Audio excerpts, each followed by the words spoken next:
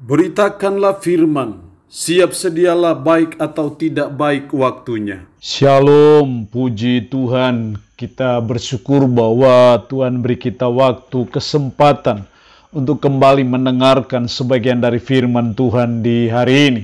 Mendengar firman, membaca, belajar firman itu sesuatu yang sangat penting bagi pertumbuhan spiritualitas kita. Mengawalinya, mari kita berdoa.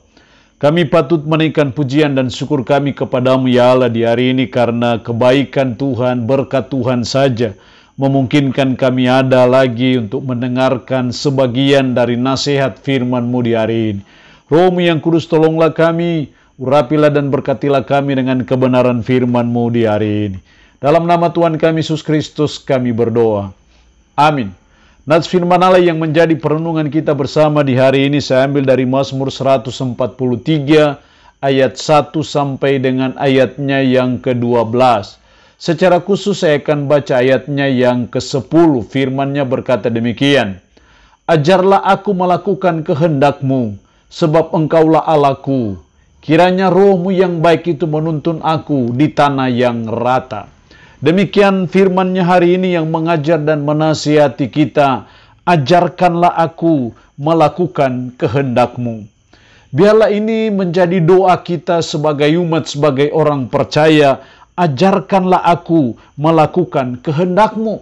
Seperti doa sang pemazmur dalam nats ini secara khusus dalam ayat 10. Ajarkanlah aku melakukan kehendak-Mu. Sehingga melakukan kehendak Tuhan, berbuat apa yang Tuhan kehendaki, itu terus ada dalam hati kita sebagai umat. Sehingga kita terus melakukan kehendak Tuhan, kita hidup sesuai dengan kehendak Tuhan, kita mau melakukan apa yang Tuhan mau dalam hidup kita sebagai umat. Kalau kita minta Tuhan mengajar untuk melakukan kehendak-Mu, pertanyaannya adalah, kehendak Tuhan yang mana yang harus kita lakukan? Apa yang Tuhan mau yang harus kita buat? Berdasarkan Mazmur 143 ini. Setidaknya ada 3 kehendak Tuhan yang harus kita lakukan dalam kehidupan kita. Yang pertama dalam ayat 1 sampai dengan ayatnya yang ke-7. Ayat 1, ya Tuhan dengarkanlah doaku. Berilah telinga kepada permohonanku. Jawablah aku dalam kesetiaan-Mu demi keadilan-Mu. Janganlah berperkara dengan hamba-Mu ini, sebab di antara yang hidup tidak seorang pun yang benar di hadapan-Mu. Kalau kita baca ayat 1 sampai dengan ayatnya yang ke-8 ini, kita melihat bagaimana pergumulan sang pemazmur dalam doa. Ketika dia sedang mengalami suatu beban yang berat dalam hidupnya, semangatnya yang lemah lesu karena dihimpit oleh pergumulan dalam kehidupannya, dia bergumul dalam doa. Disinilah saya melihat bahwa kehendak Tuhan yang harus kita lakukan dalam hidup kita adalah bergumul dalam doa. Ketika kita sedang ada dalam suatu pergumulan yang berat karena ada niat-niat jahat dari orang tidak bertanggung jawab, atau kita sedang ada dalam situasi yang sulit dalam hidup, maka yang diteladankan oleh sang pemazmur dalam melakukan kehendak Tuhan adalah kita harus bergumul dalam doa. Jadi kita bukan hanya sekedar berdoa, tapi bergumul dalam doa. Ini yang Tuhan kehendaki untuk kita lakukan dalam hidup kita sebagai umat, sebagai orang percaya. Jadi mari kita selalu bergumul dalam doa. Apapun beban hidup kita, apapun pergumulan hidup kita, kehendak Tuhan yang harus kita lakukan adalah kita harus bergumul dalam doa. Yang kedua dalam ayat 8, perdengarkanlah kasih setiamu kepadaku pada waktu pagi, sebab kepadamulah aku percaya. Beritahukanlah aku jalan yang harus kutempuh, sebab kepadamulah aku percaya. Hal yang kedua, melakukan kehendak Tuhan yang harus kita lakukan adalah percaya kepada Tuhan. Percaya akan berkat-Nya, percaya akan pertolongan-Nya, percaya akan mujizat-Nya, percaya akan perlindungan-Nya, percaya akan campur tangan Tuhan. Itu sangat penting dalam hidup kita dan itu kehendak Tuhan.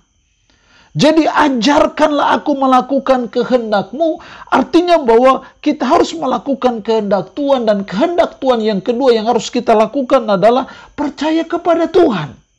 Jangan percaya kepada orang lain, jangan percaya kepada jimat-jimat, jangan percaya kepada pakatan-pakatan, jangan percaya kepada orang-orang pinter.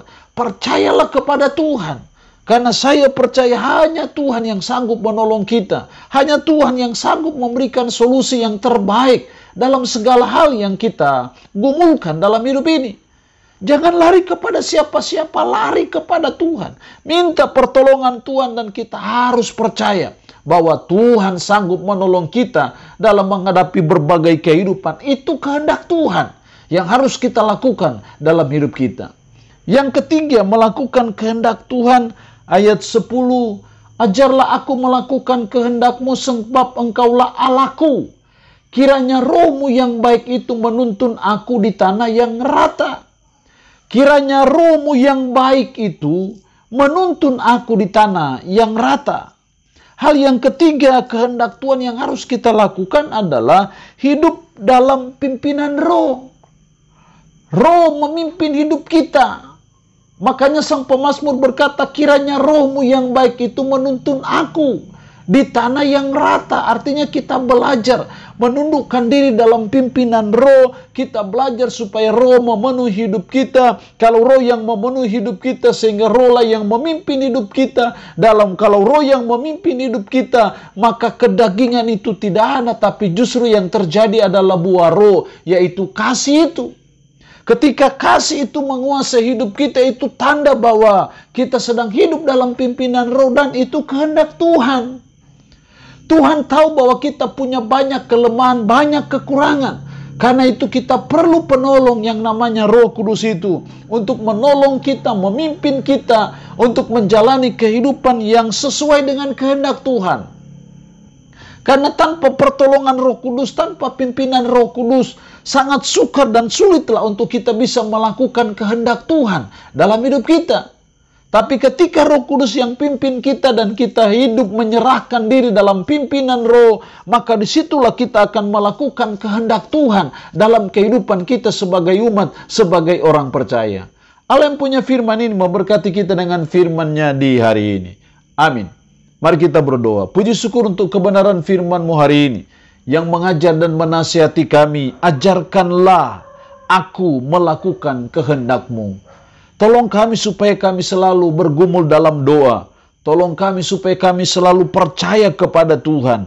Dan tolong kami supaya kami hidup dalam pimpinan roh. Karena itulah kehendak Tuhan yang harus kami lakukan. Roh yang Kudus tanamkan, meteraikan firman dalam hati dan pikiran kami.